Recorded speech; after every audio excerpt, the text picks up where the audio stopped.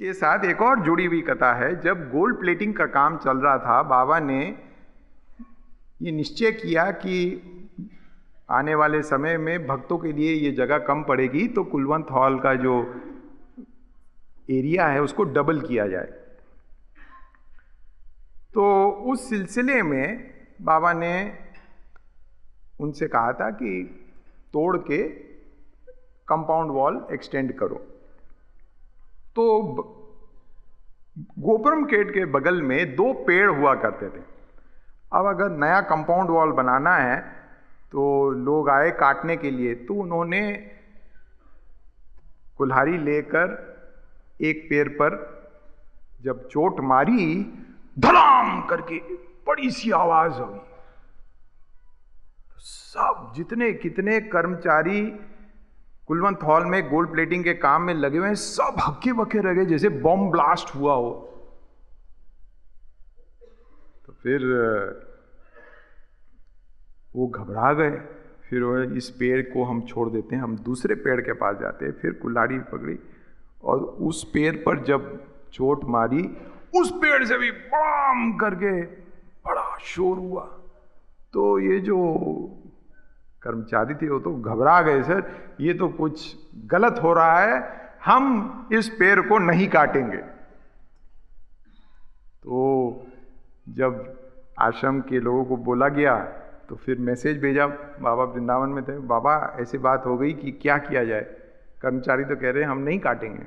तो बाबा ने कहा ऐसा करो, एक पेड़ को छोड़ दो और दूसरा पेड़ काट दो, और थोड़ा अलाइनमेंट बदलेगा। अगर अलाइनमेंट स्ट्रेट लाइन भी नहीं हो परवाह नहीं, सीधी लाइन नहीं हो परवाह नहीं, कंपाउंड वॉल का थोड़ा पोजीशन चेंज कर लो।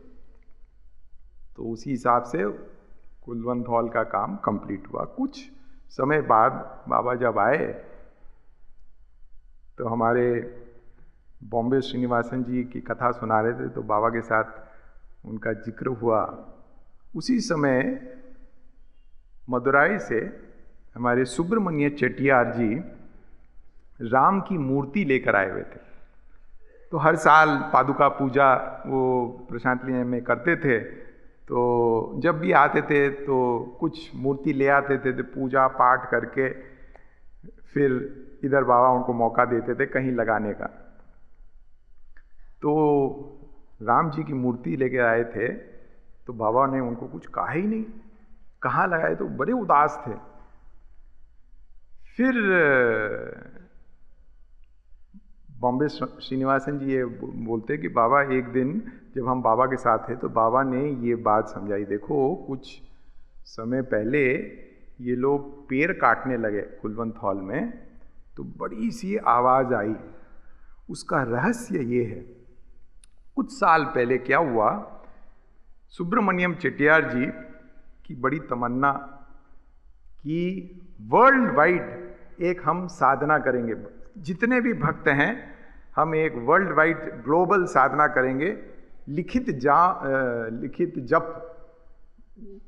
उन्होंने अपने खर्च करके उन्होंने किताबें छापी, और कितने लोगों को, हमारे हॉस्टल में भी किताबें आईं, तो ओम श्री साई राम, ओम श्री साई राम सब ने लिख के उनके पास भेजा। फिर कितने करोड़ों के जब वो किताब नाम हो गए तो वो सब किताबें लेकर बाबा के पास आए, बाबा हम आपको समर्पित करना चाहते हैं। तो बाबा ने निश्चय किया, देखो गोपुरम गेट के सामने हम जमीन के नीचे एक कमरा तैयार करेंगे। तो वो कमरा तैयार किया गया, और ये जो जितने भी करोड़ों नाम के लिखित नाम जप की किताबें थी सब वहाँ रखी गई।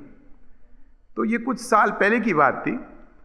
तो फिर बाबा ने कहा कि वो जो भक्तों ने नाम, भगवान का नाम लिखा हुआ है, ओम साई राम, ओम श्री साई राम है, उस नाम से ऐसी वाइब्रेशंस आ रही थी कि वो कमरे में समा नहीं पाई।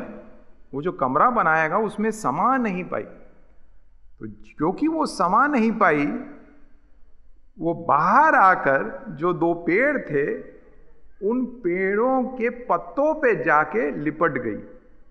तो जब ये लोग उस कुल्हाड़ी लेकर उस पेड़ को काटने लगे, तो क्योंकि इतना चार्ज्ड पत्ते हैं, इतने दिव्य वाइब्रेशंस के साथ भरे हुए हैं, तो वो आवाज आई थी।